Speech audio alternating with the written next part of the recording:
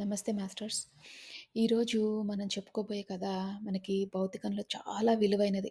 ఎందుకంటే, భౌతికంలో ఉన్నప్పుడు మనము చాలా సార్లు కంపేర్ చేసుకుంటాం. వీళ్ళని, వాళ్ళని అంత పర్ఫెక్ట్‌గా ఉంది వాళ్ళ లైఫ్ అనుకుంటాం. కానీ మన మానవ జన్మ ఎత్తిందే కర్మలు తీర్చుకోవడం కోసం. అంటే ఏదో ఒకటి నేర్చుకోవాలి. శిక్షణ పొందాలి. మన ఆత్మ ఉన్నత స్థితికెళ్ళాలి. లేకపోతే మానవ జన్మ ఎత్తే వాళ్ళమే కాదు. అంటే ఏంటి? ఎవరిదైతే లైఫ్ మనకి చాలా రోజీగా అనిపిస్తుందో, అంటే పర్ఫెక్ట్‌గా ఉంది వీళ్ళ లైఫ్ అన్నీ పర్ఫెక్ట్‌గా జరిగిపోతున్నాయి అనిపిస్తుందో, వాళ్ళు చిన్నతనంలోనే అనుభవించి ఉంటారు. శిక్షణ అంతా నేర్చేసుకొనుంటారు. లేకపోతే వస్తుందేమో 60 ఏళ్ల తర్వాత వస్తుందేమో ఎవరికి తెలుసు ఎప్పుడొస్తుందో శిక్షణ. అది మన చేతుల్లో లేదు. శిక్షణ మాత్రం కంపల్సరీగా ఉంటుంది. ప్రతి ఒక్కళ్ళకి మీరు సక్సెస్‌ఫుల్ అనుకోని మీరెవరినైతే కంపేర్ చేసుకుంటున్నారో వాళ్ళ లైఫ్‌లో ఎప్పుడో ఒకప్పుడు వాళ్ళకి శిక్షణ లభించింది. కాకపోతే మనకి తెలిసుండదు. కొంతమంది చెప్పుకుంటారు, కొంతమంది చెప్పుకోరు. కొంతమంది చిన్న విషయాల్ని కూడా పెద్దగా చేసి చెప్పుకుంటారు. కొంతమంది పెద్ద విషయాలు కూడా లోపల పెట్టుకుంటారు కాబట్టి మనకి చాలా విషయాలు తెలియవు. సో, దానికి సంబంధించిన కథే ఇది. భౌతికంలో చాలా ఉపయోగపడుతుంది. పిల్లలకి చెప్పడానికి కూడా చాలా సులువుగా ఉంటుంది.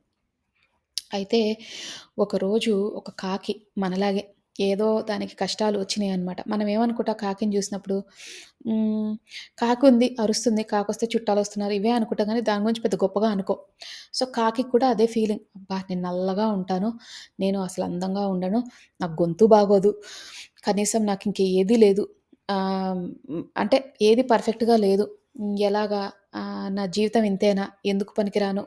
అని చాలా లోగా ఫీల్ అవుతుందనమాట. చాలా డిప్రెస్డ్‌గా ఫీల్ అవుతుంది. ఇంతేనా నా జీవితం? ఎవ్వరు నన్ను పట్టించుకోరా అని. అయితే కాకి అనుకుంటది, ఒకసారెళ్లి కనుక్కుందాము మన ఫ్రెండ్స్ ఉన్నారు గదా ఊర్లో, వాళ్ళందరిని ఎళ్లి కనుక్కుందాము అని అక్కడి పక్కనే ఒక సెలయేరుంటే దాని దగ్గరికెళ్తే అక్కడొక హంస ఉంటుందనమాట. హంస ఎంత అందంగా ఉంటుంది. పైగా దేవుడి వాహనం గూడా. హంస అనేది చాలా బ్యూటిఫుల్‌గా ఉంటుంది. చాలా కళగా ఉంటుంది. అండ్ చూడముచ్చటగా ఉంటుంది. కాకికి దాని మీద మనసు పడింది. అంటే అసలు ఎంత లక్కీ గదా హంస అని. హంస దగ్గరికెళ్లి అడుగుతుందనమాట. అడంగానే "నువ్వు ఎంత అదృష్టవంతురాలివి. నన్ను చూడు నేనెలా ఉన్నానో. నల్లగా ఉన్నాను. అస్సలు, అస్సలు గొంతు బాగోదు. కళ్ళు బాగోవు, ముక్కు బాగోదు. ఏంటో రకంగా ఉంటాను. వింతగా ఉంటాను. ఒక జంతువుని" అని అందనమాట. అనంగానే అప్పుడు హంస అంటది, "నువ్వు అనుకుంటున్నావు నా గురించి. సరే నీకన్నా నేను తెల్లగానే ఉన్నాను. కానీ ఆహ్, ప్యారట్ చూడు ఎంత బావుందో. అది ఎంత చక్కగా పాడుతుందో, ఎంత అందంగా ఉందో ఆ చిలుక. దాన్ని మాటలు గూడా మాట్లాడుతది. నేనింక పాటలు పాడలేను, ఏమీ జేయలేను. అది అందంగా ఉంది. ప్లస్ పాటలు గూడా పాడుతది. అసలు ఎంత బావుంది చూడు అని అనంగానే అవును కదా! నిజమే నీకన్నా కూడా ఆ చిలుకే, ఆ రామచిలుకే మంచిది. అసలు ఆహ్, అందరూ ఎగబడతారు ఇంటికి తీసుకెళ్ళడానికి. దాన్ని ఇంట్లో పెట్టి పెంచుకుంటారు. అదొక ఇంట్లో మనిషిలాగా కూడా ఉంటది. నన్నెవరు పెంచుకుంటారు? నిన్నెవరు పెంచుకుంటారు? అని అని కరెక్టే నువ్వు చెప్పిందని ఇద్దరు కలిసి ఎవరు హంసను ఆహ్, కాకి ఇద్దరూ కలిసి చిలుక దగ్గరికెళ్తారు. చిలుక దగ్గరికెళ్ళంగానే చిలుకకి చెప్తారనమాట. అబ్బా! నువ్వు ఎంత అందంగా ఉన్నావో అసలు. నీ గొంతు కూడా చాలా బావుంటుంది. అన్నీ బావుంటాయి. అసలు నువ్వు చాలా బ్యూటిఫుల్‌గా ఉన్నావు. అసలు నేను ఇంటికి తీసుకెళ్ళడానికి ఎగబడతారు అంటే, ఇది ఒక బ్రతికేనా? ఎప్పుడు నేను హ్మ్, ఎవరి పింజరంలోకెళ్తానో నాకు తెలీదు. ఎప్పుడైతే నా గొంతు బావుంది, అన్నీ బావున్నాయి. నన్నేం జేస్తారు? లాక్ చేసి పెట్టుకుంటారు. కొనేసుకుంటారు. మళ్ళీ ఇంటికెవరొచ్చినా ప్రదర్శించాలి. మాట్లాడు, మాట్లాడు అంటారు. ఇష్టం ఉన్నప్పుడు నాకు మాట్లాడాలని ఉందా? లేదా? అని ఎవ్వరు కనుక్కోరు. కూయమంటారు. ఇష్టం ఉన్న టైంలో కూయమంటారు. అసలెంత ఇబ్బందిగా ఉంటదో మీకేం అర్థమవుతది? అనంటే, అవును కరెక్టే కదా! అని అనుకుంటారు. అయితే ఆ చిలకకి డౌటొస్తది. ఈ హంస మీద. "నీకసలు ఏం ప్రాబ్లమ్ ఉంది? నువ్వు చక్కగానే ఉన్నావు గదా!" అని అడుగుతది హంసని. ఆ చిలక అడిగినప్పుడు ఆ హంస అంటది, "నాదేం బతుకు ఎప్పుడు నీళ్ళ కోసం వెతుక్కోవాలి. నీళ్ళల్లోనే ఉండాలి. పట్టుమని పైకి ఎగరలేను. ఏమీ జేయలేను" అని అంటది. అనంగానే అప్పుడు మళ్ళీ తిన్నడుగుతది. కాకిని. "నీకేం ప్రాబ్లమ్ ఉంది? నేనంటే నన్నంటే అందరూ బందీగా పెట్టేసుకుంటారు. నాకసలు ఏది ఇదిలుగా లేదు, స్వేచ్ఛగా లేదు. నీకేం ప్రాబ్లమ్ ఉందంటే, అసలు నన్ను చూసే మాట్లాడుతున్నావా నువ్వు? నేను చూడు ఎంత నల్లగా ఉంటానో, ఎంత వికారంగా ఉంటానో, నా గొంతు కూడా బాగోదు" అంటే, మన ముగ్గురివి ప్రాబ్లమ్సే. మనం ఏదో అనుకుంటున్నాం గానీ, అందరివి ప్రాబ్లమ్సే మన ముగ్గురివి" అని వాళ్ళు ముగ్గురు ఏమనుకుంటారు అప్పుడు చిలుక అంటది, మనందరికన్నా గూడా నెమలి చాలా లక్కీ అసలు. ఎంత బ్యూటిఫుల్‌గా ఉంటదసలు. అండ్ అది ఎవరు బందీ కూడా పెట్టరు దాన్ని. అంటే నెమలిని బయట చూస్తారు. ఇంట్లో ఎవరు తెచ్చి పెట్టుకోరు. యూజువల్‌గా పెట్టుకోరు నెమలిని. అండ్ మళ్ళీ కృష్ణుడి పింఛం మీద కూడా ఉంటది నెమలిక. అంత అందంగా ఉంటది. అసలు దాని అందం ముందు మనమంతా ఎంత? ఎళ్లి ఒకసారి నెమలిని అడుగుదామనేసి ముగ్గురు కలిసి నెమలి దగ్గరికెళ్తారు. నెమలి దగ్గరికెళ్ళంగానే నెమలినంటారు, "అసలు నెమలి నువ్వు ఎంత అదృష్టవంతురాలివి. నువ్వు ఎంత అందంగా ఉంటావసలు. నీ నీ నీ పింఛం గూడా భగవంతుడు ఆహ్, తల మీద పెట్టుకుంటాడసలు కిరీటంలో. అసలు నీకున్న నీ పించానికున్న విలువ ఎవ్వరికీ అంటే అందరూ కొట్టుకుంటారు ఆ పించాలకి. మనం గూడా బుక్స్‌లలో పించం పెట్టుకుంటాం. నెమలి పించం. అంటే ఎంత బ్యూటిఫుల్‌గా, ఎంత కలర్‌ఫుల్‌గా ఉంటది. అంత బావుంటది కదా! అట్లా పెట్టుకుంటాం గదా! అసలు ఎంత అందరికీ ఇష్టం నువ్వంటే. నీ డాన్స్ అంటే అసలు అందరూ పడి చచ్చిపోతారు. నెమలి డాన్స్ అంటే అనంటే, "నువ్వెంత అదృష్టవంతురాలు" అంటే, "అసలు ఏంటి మీరందరూ ఎందుకొచ్చారు" అంటే, "నా అదృష్టం తెలుసుకోవడానికా? నా అదృష్టం గురించి చెప్తానుండండి" అని చెప్పి అంటది.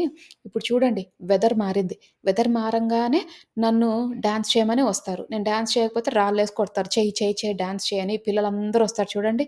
ఈ ఈ వర్షం పడే ముందు, వెదరొచ్చే ముందు నాకెలా ఉంది, ఆరోగ్యంగా ఉందా లేదా అని తెలీదు. అందరూ ప్రెషర్ చేస్తారు.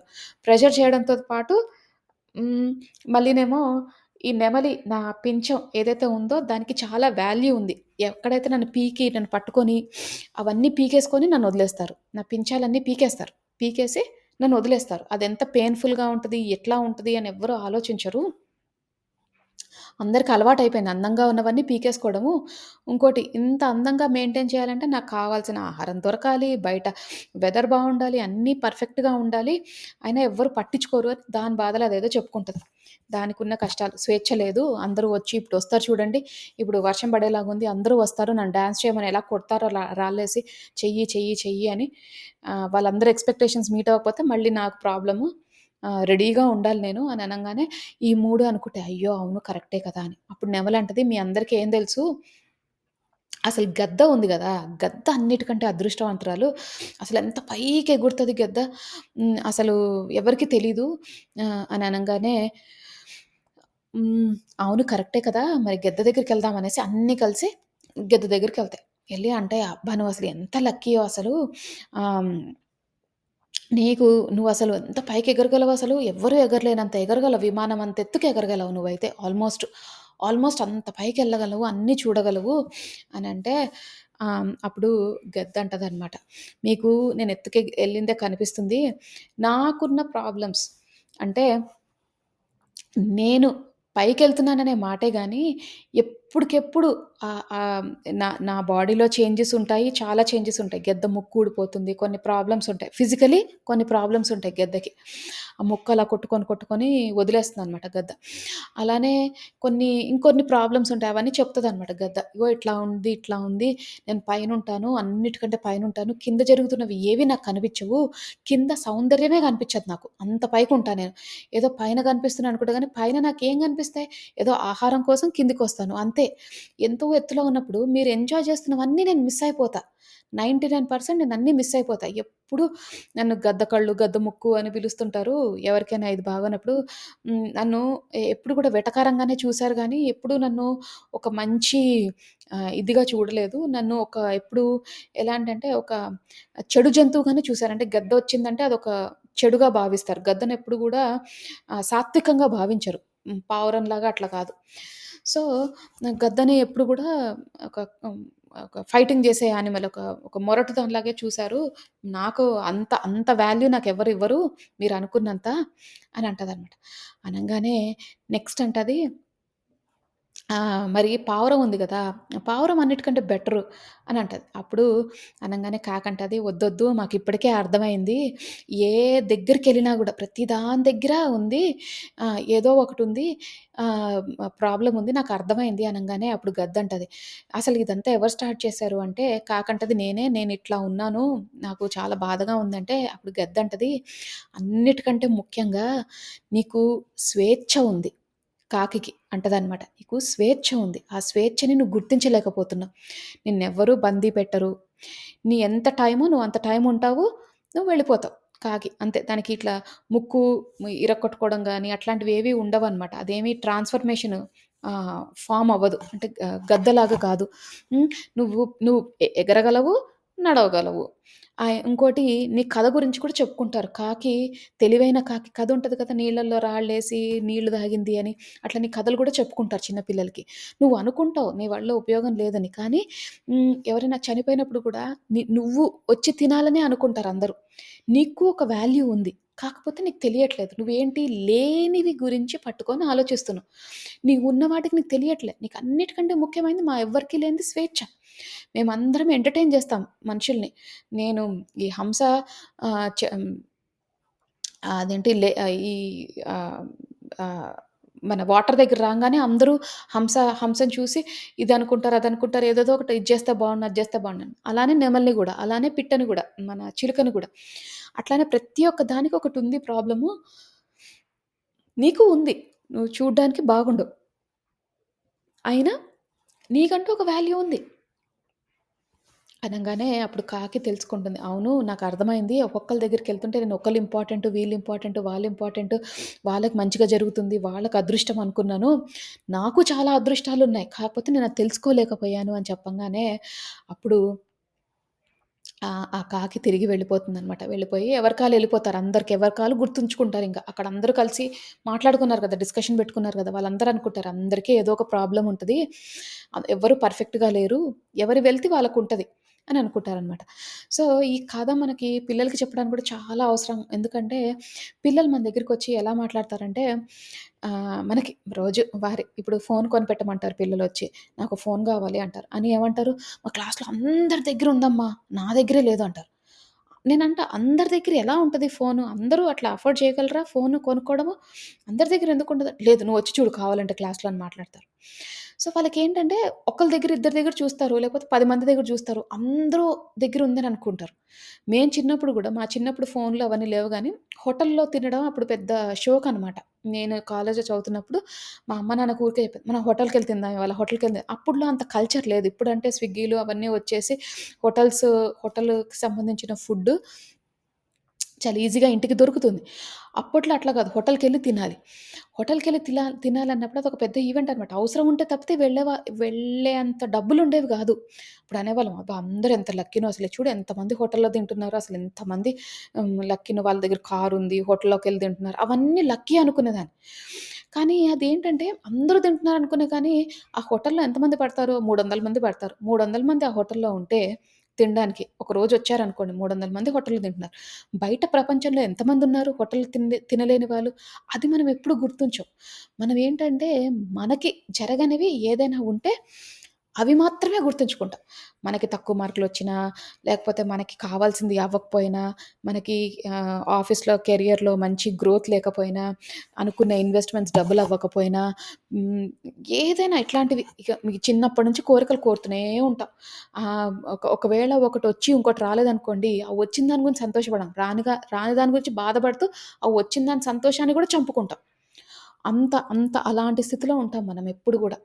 సో, అందుకని మాస్టర్స్ ఈ రోజు నుంచి ప్రతిరోజు మీరు ధ్యానం చేసేటప్పుడు నా స్పెషల్ రిక్వెస్ట్ ఏంటి అంటే, దేనికైతే మీరు కృతజ్ఞతా భావంతో ఉన్నారో అవి తెలుసుకోండి. రోజు పొద్దున్న ఒక 3 విషయాలని మీరు దేనికైతే కృతజ్ఞతా భావంతో ఉన్నారో అని ఇట్లా పెట్టుకోండి. నేను ఇప్పుడు ఏమీ లేవనుకోండి, మీ తల్లిదండ్రులు కానీ, మీ చుట్టాలందరినీ కృతజ్ఞతా భావంతో మీరు థాంక్ యూ చెప్పేసుకున్నారు పొద్దున ధ్యానం స్టార్ట్ చేసే ముందు.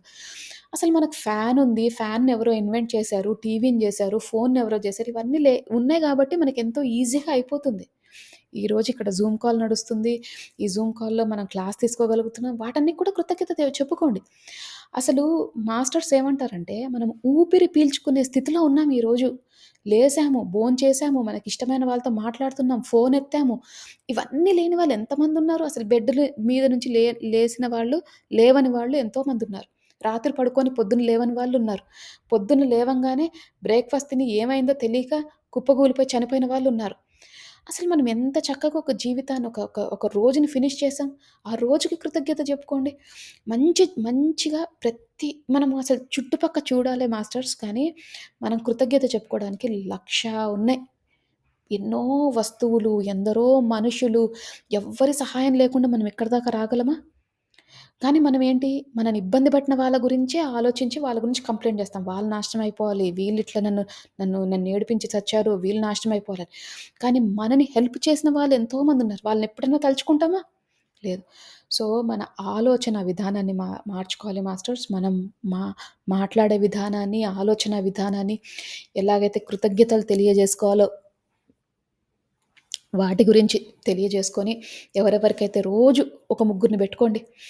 మనుషులనైనా, వస్తువులనైనా, లేకపోతే మీ ఒంటి మీద బట్టలనైనా, ఎంత అదృష్టం మంచికి మన ఇష్టమైన షాపుకెళ్ళి, మన ఇష్టమైన చీరలు, ఇష్టమైన నగలు కొనుక్కునే స్టేజ్‌లో ఉన్నాం మనం.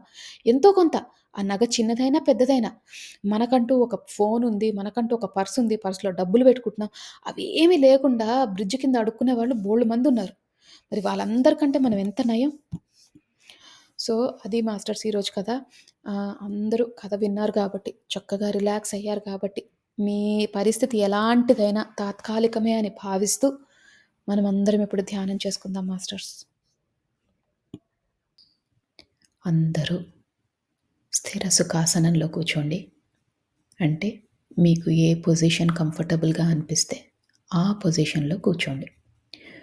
ఒకవేళ మీ ఆరోగ్య రీత్యా మీరు కూర్చోలేకపోతే పడుకొని కూడా ధ్యానం చెయ్యొచ్చు.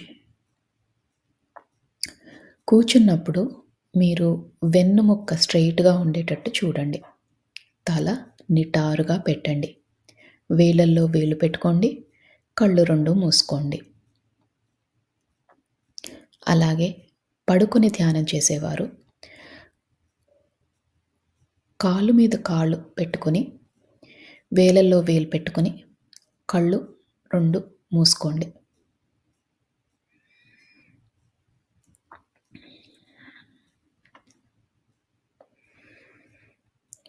ఇప్పుడు మనము నిండు శ్వాసని తీసుకుందాం.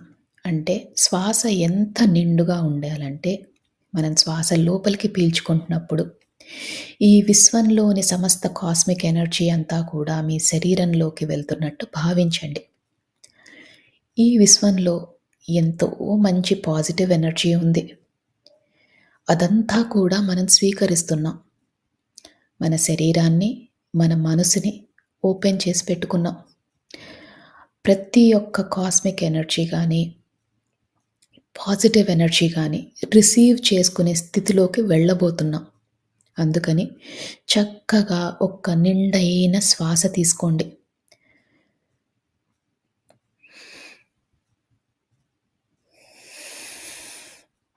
ఆ శ్వాసని వదిలేసేటప్పుడు మనలోని సరికాని ఆలోచనలు, చికాకులు, టెన్షన్‌లు ఏవైనా ఉంటే అవన్నీ తొలగించుకునే ప్రయత్నం చేయండి. ఈ నిండైన శ్వాస తీసుకున్నప్పుడు మీ ఊపిరితిత్తులు నిండుగా అనిపిస్తాయి. అలాగే ఆ శ్వాసని వదిలేసేటప్పుడు చాలా తేలికైపోతాయి. దీన్ని గమనించండి. ఇలానే ఒక 5 సార్లు నిండైన శ్వాస తీసుకొని వదిలేసే ప్రయత్నం చేయండి.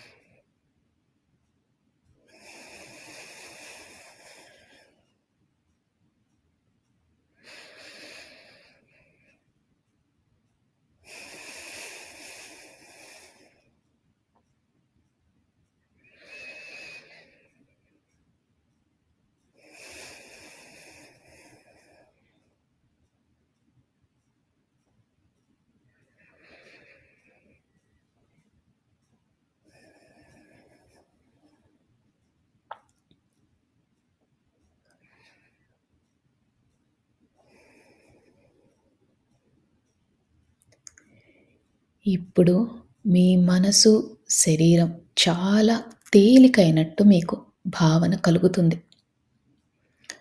మనమిప్పుడు శరీరంలో ప్రతి భాగాన్ని రిలాక్స్ చేసుకునే ప్రయత్నం చేద్దాం. అంటే ముందుగా సహస్రారం, తల భాగం, దాన్ని రిలాక్స్ చేసుకునే ప్రయత్నం చేద్దాం.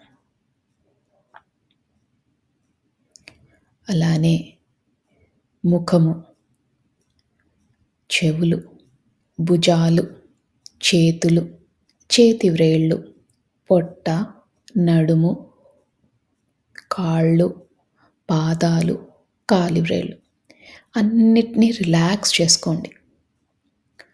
రిలాక్స్ చేయడం అంటే మీరు కంఫర్టబుల్ పొజిషన్లో కూర్చున్నట్టు, అలానే తేలిగ్గా అయినట్టు మీకు అనిపిస్తే మీ శరీరం రిలాక్స్ అవుతున్నట్టు. బిగించి పట్టకండి. శరీరాన్ని చాలా లూజ్‌గా, రిలాక్స్డ్‌గా చేయండి.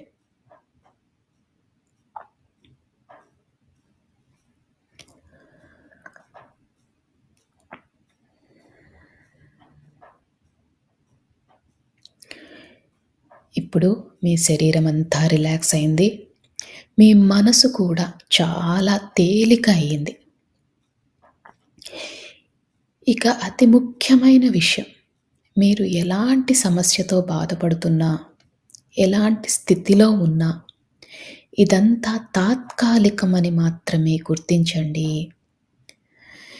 ఎందుకంటే ఏ సమస్యకైనా ఒక సమాధానం ఉంటుంది. దాని దొరికే ప్రయత్నమే, దాన్ని కనుక్కునే ప్రయత్నమే ఈరోజు మనం చేసే ఈ ధ్యానం. అందుకని శరీరం అంతా రిలాక్స్ చేస్తున్నాం, మనసుని రిలాక్స్ చేస్తున్నాం. ఎలాంటి పరిస్థితులైనా కూడా ఒక అరగంట పాటు మనం అది పక్కన పెడుతున్నాం. అంటే దాన్ని మర్చిపోయే ప్రయత్నం చేస్తున్నాం. మరి ఇది మర్చిపోవాలంటే మనకి ఆ భగవంతుని శక్తి కావాలి. మీ ఇష్టదైవమైన ఎవరైనా మీ ఇష్టదైవం ఉంటే ఆ ఇష్టదైవాన్ని మనస్ఫూర్తిగా నమస్కరించుకోండి. అలానే ఒకవేళ మీకు ఇష్టదైవం లేకపోయినా, భగవంతుడి పైన నమ్మకం లేకపోయినా, ఈ విశ్వంలోని ఉన్న కాస్మిక్ ఎనర్జీ, ఆ పాజిటివ్ ఎనర్జీ ఏదైతే మనల్ని నడిపిస్తుందో దాన్ని నమస్కరించుకొని, కృతజ్ఞతలు తెలియజేసుకొని, మనతో పాటు ధ్యానం చేయడానికి ఆహ్వానించండి. మీ ఇష్టదైవాన్నైనా,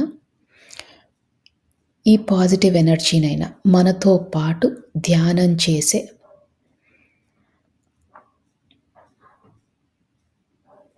అవకాశాన్ని మనకి ఇవ్వమని మనస్ఫూర్తిగా ఆర్తితో చెప్పుకోండి.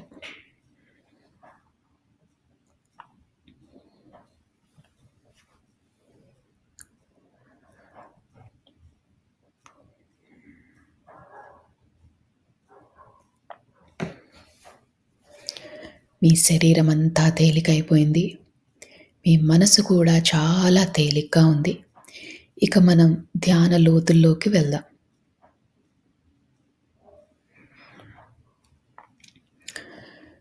మీకు కనుబొమ్మల మధ్యన బొట్టు పెట్టుకునే దగ్గర రకరకాల రంగులు కనిపిస్తాయి. కొన్నిసార్లు విజన్స్ కానీ, కాంతులు కానీ కనిపిస్తాయి. దాన్ని థర్డ్ ఐ లొకేషన్ అంటారు. ఈ ధ్యానం మొత్తంలో కూడా ఆ లొకేషన్‌లో, అంటే మీ కనుబొమ్మల మధ్యన దృష్టి పెట్టేలాగా, దాని మీద ఫోకస్ పెట్టేలాగా చూసుకోండి. మీకు ఎప్పుడు ఆలోచనలు వచ్చినా నెమ్మదిగా శ్వాస మీదికి ధ్యాస మరల్చండి. ఆలోచనలు వస్తూ ఉంటాయి. అది చాలా సహజం. ఆలోచనలు వచ్చినప్పుడల్లా నెమ్మదిగా శ్వాస లోపలికి ఎలా వెళ్తుంది, ఎలా బయటికి వస్తుంది అని గమనించండి.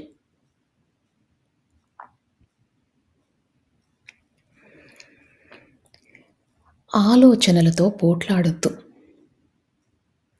నెమ్మదిగా శ్వాస మీదికి ధ్యాస మరల్చండి.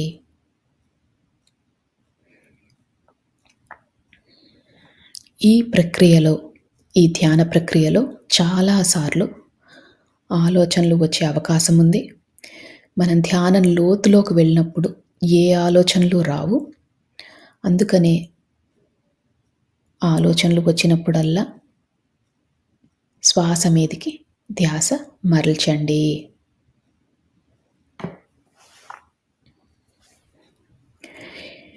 మనం ధ్యాన లోతుల్లోకి వెళ్ళబోతున్నాము. ఇక ఒక్క 3 సార్లు మళ్ళీ మంచి నిండైన శ్వాస తీసుకొని వదిలేయండి. శ్వాస తీసుకుంటున్నప్పుడు మీతో పాటు ఉన్న భగవంతుని శక్తి కూడా మీ దగ్గరికి వస్తున్నట్టు, అలానే ఈ విశ్వంలోని కాస్మిక్ ఎనర్జీ శక్తి అంతా కూడా మీ శరీరంలోకి వెళ్తున్నట్టు భావించండి. ఈసారి ఆ శక్తి రెండింతలయ్యింది. ఎంతో అద్భుతమైన ఈ శక్తిని మనం స్వీకరిస్తున్నాం. అందుకని శ్వాస లోపలికి వెళ్ళేటప్పుడు చక్కగా నిండుగా మీ ఊపిరితిత్తులన్నీ కూడా నిండుగా అయ్యేటట్టు భావించి ఆ శ్వాసని తీసుకొని మళ్ళీ వదిలేయండి. ఇలా 3 సార్లు చేయండి.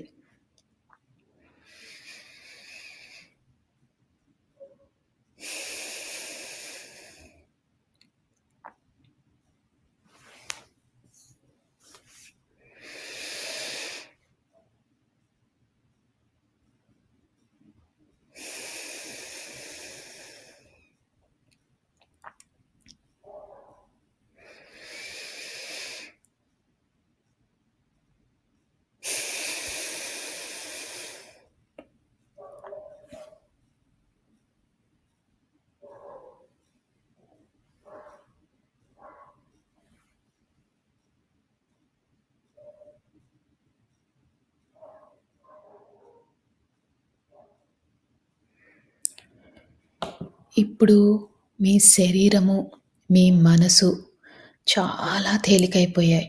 ఇంకా మీరు ధ్యాన లోతుల్లోకి వెళ్ళారు. అంటే మీ పక్క జరిగేవి ఏమీ వినిపించవు. నా మాటలు మాత్రమే వినిపిస్తున్నాయి.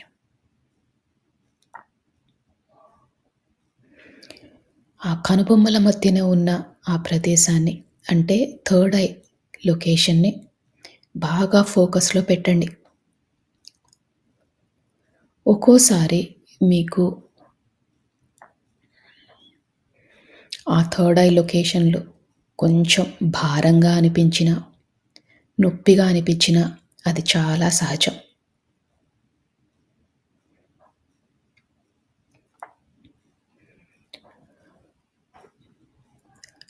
మన ఇష్టదైవంతో పాటు, ఈ విశ్వంతో పాటు మనము ఇంకా ధ్యాన లోతుల్లోకి వెళ్తున్నాం.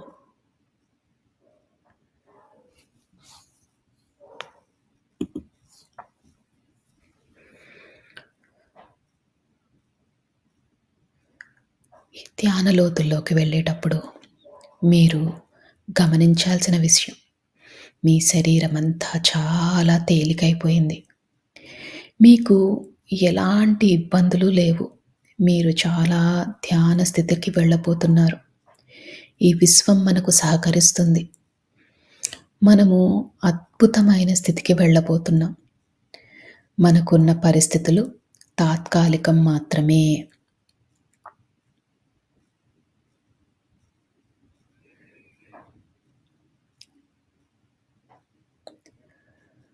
మనము ఈ జీవితానికి, ఈ విశ్వానికి, మన ప్రయాణానికి, ఈ జీవన ప్రయాణానికి కృతజ్ఞతలు తెలియజేసుకోవాలి. ఎందుకంటే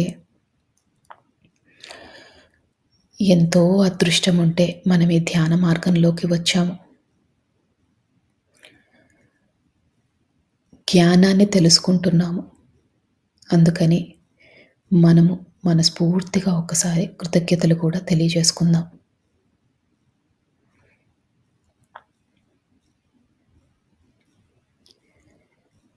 ఈ కృతజ్ఞతలు తెలియజేసినప్పుడు మీ శరీరం ఇంకా తేలికవుతుంది. ఎందుకంటే మీలోని సరికాని ఆలోచనలన్నీ తొలగిపోయాయి. మీరు ఎంతో రుణపడి ఉన్నారు ఈ అవకాశానికి, ఈ విశ్వానికి.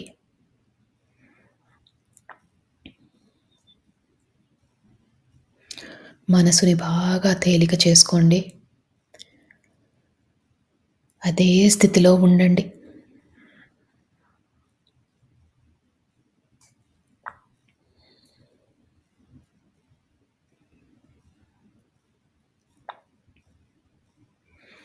ఆలోచనలు వస్తూ ఉంటాయి. ఆలోచనలు వచ్చినప్పుడల్లా కూడా నెమ్మదిగా శ్వాస మీదికి ధ్యాస మరల్చండి.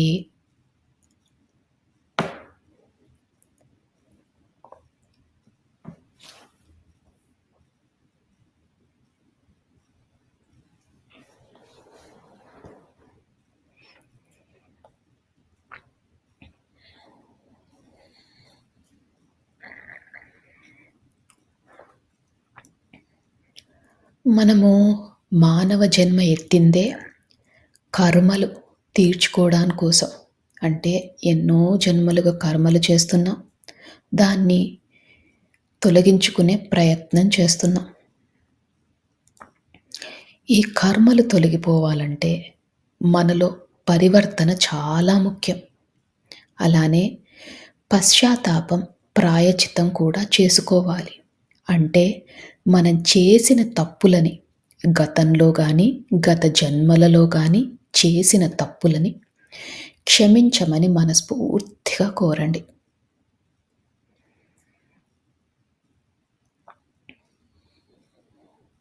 అలానే పరివర్తనలో ఉంటాము అని సహాయం కావాల్సిన వాళ్ళకి సహాయం చేస్తామని మనస్ఫూర్తిగా సంకల్పం చేసుకోండి.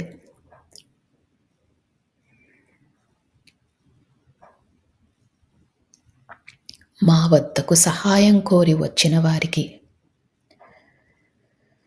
తప్పకుండా మాకు ఉన్నంతలో తోచినంత తప్పకుండా సహాయం చేస్తాము. మేము నేర్చుకుంటున్న ఈ ధ్యానాన్ని, జ్ఞానాన్ని పంచుతాము.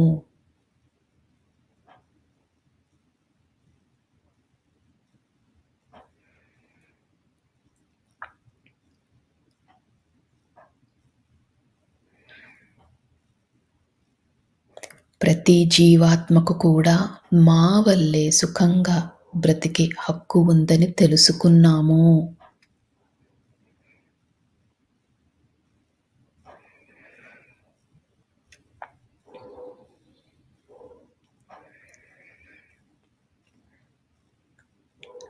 ఈ విశ్వానికి, ఈ భూమాతకు కావాల్సిన సహాయం చేస్తాము.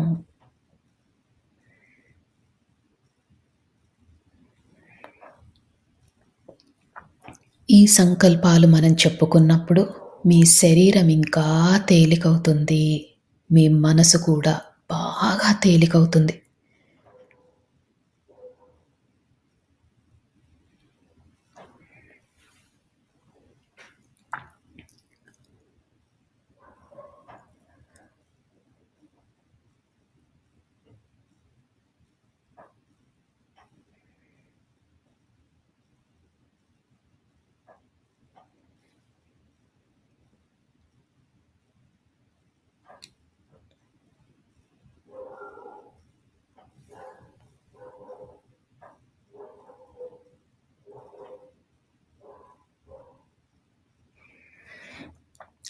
ఈ సంకల్పం చెప్పుకున్నప్పుడు మీ శరీరం చాలా తేలికైంది. ఇంకా లోతులోకి వెళ్ళే ప్రయత్నం చేయండి.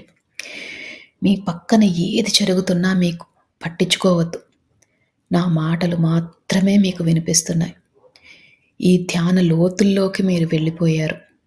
ధ్యానంలో ఆ మహాదేవుడిని, ఆ పరమశివుడిని, ఆ జగన్మాతను, మీ ఇష్టదైవాన్ని, అలానే మీకు ఈ విశ్వం నుంచి కావాల్సిన సహకారం దొరకాలని మనస్ఫూర్తిగా కోరండి. ఇప్పుడు విశ్వంలోని సమస్త కాస్మిక్ ఎనర్జీ అంతా కూడా కాంతుల రూపంలో మన శరీరంలోకి వెళ్తున్నట్టు భావించండి. అద్భుతమైన కాంతులు, ఎటు చూసినా కాంతులే. ఈ కాంతులే మనకు సర్వం, ఈ కాంతులే మనకు దైవం, ఈ కాంతులే మనకు ఆరోగ్యం.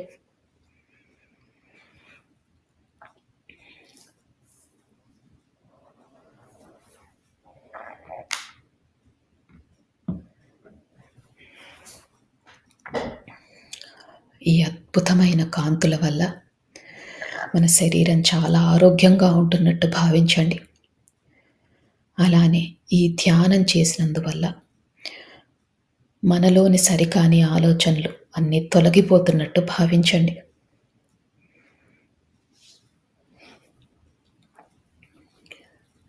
ఈ రోజు నుంచి మన కుటుంబ కలహాలన్నీ తొలగిపోతాయి.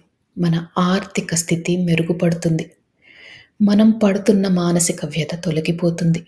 మన ఆరోగ్యం మెరుగుపడుతుంది. అద్భుతమైన కాంతులు. ఎటు చూసినా కాంతులే.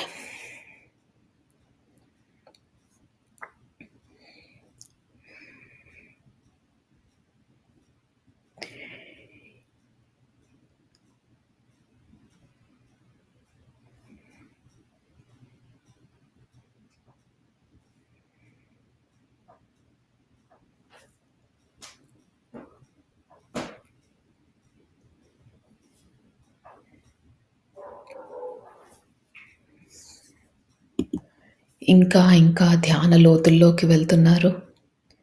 అద్భుతమైన స్థితి. శరీరము, మనసు అన్నీ తేలికైపోయాయి.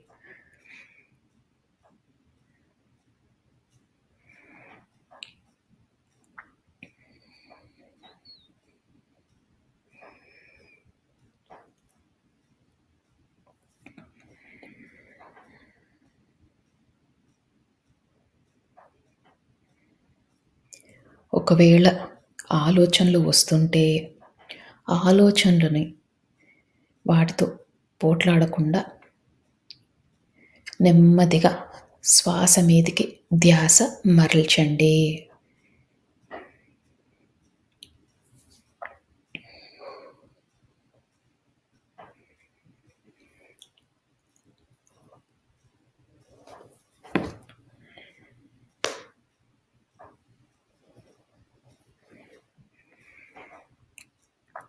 ఇంకా ఇంకా ధ్యాన లోతుల్లోకి వెళ్తున్నారు.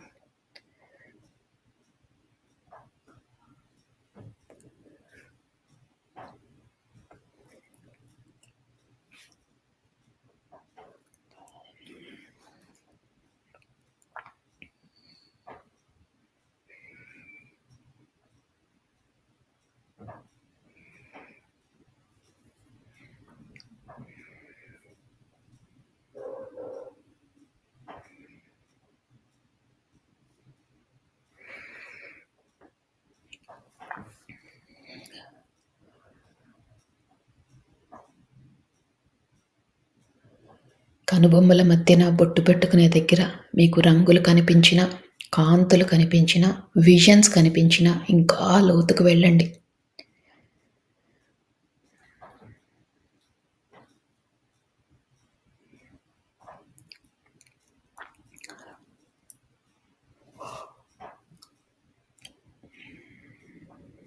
అద్భుతమైన ధ్యాన స్థితిలో ఉన్నారు. సంకల్పాలు చెప్పుకున్నాం. పశ్చాత్తాపంలో ఉంటామని, ప్రాయశ్చిత్తం చేసుకుంటామని, పరివర్తనలో ఉంటామని మనము విశ్వానికి మాట ఇచ్చాం.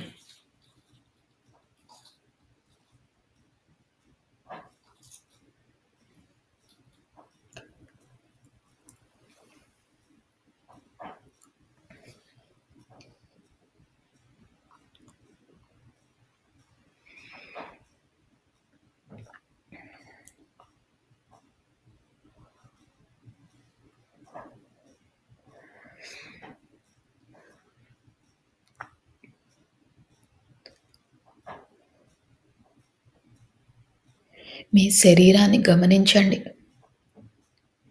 చాలా తేలిగ్గా ఉంది.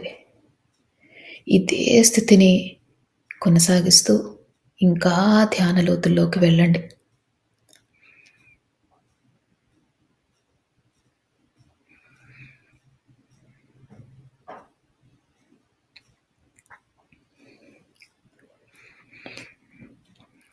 ఇప్పుడు మీరు ఈ జన్మలో ఎవరినైనా మీరు బాధ పెట్టి ఉంటే మనస్ఫూర్తిగా వాళ్ళకి క్షమాపణలు తెలియజేసుకోండి. అజ్ఞానంతో, అహంకారంతో వాళ్ళని బాధ పెట్టాము అని మనస్ఫూర్తిగా వాళ్ళని క్షమించమని కోరండి.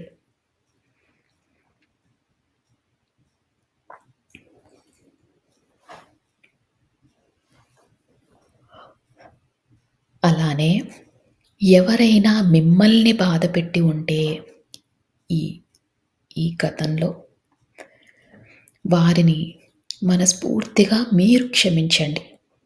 వారు తెలియక, అజ్ఞానంతో, అహంకారంతో తప్పులు చేసి ఉంటారు. అందుకని మీకు వారిపైన ఎలాంటి కోపమున్నా, ద్వేషమున్నా అవన్నీ తొలగించుకోండి.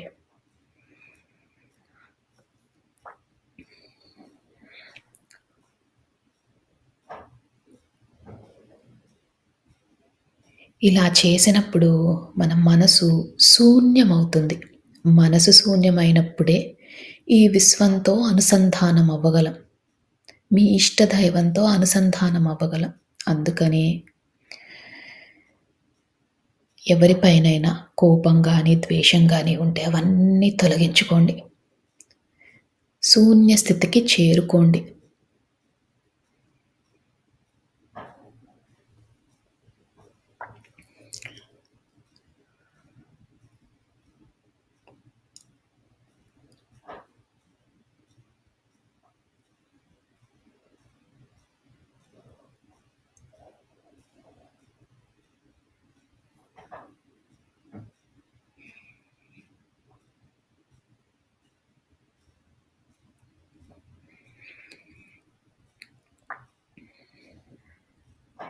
ఎప్పుడైతే మనం క్షమాపణలు కోరామో, మనని బాధపెట్టిన వారిని క్షమించామో, మన మనసు శూన్య స్థితికి చేరుకుంది. మీరు ఇంకా ధ్యాన లోతుల్లోకి వెళ్తున్నారు. ఆ విశ్వంతో అనుసంధానం అవుతున్నారు.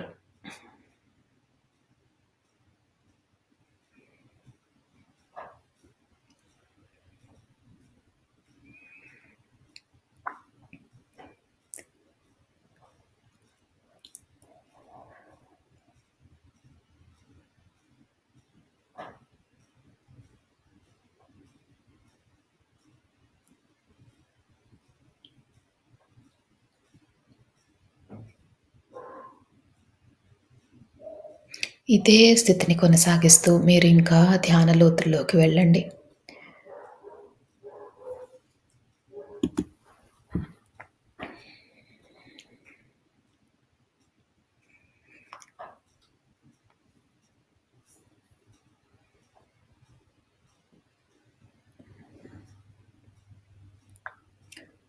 అద్భుతమైన ధ్యాన స్థితిలో ఉన్నారు. ఇదే స్థితిని కొనసాగిస్తూ మీరు ఇదే స్థితిలో ఉండొచ్చు. ఒకవేళ ఈ స్థితి నుంచి బయటికి రావాలనుకుంటే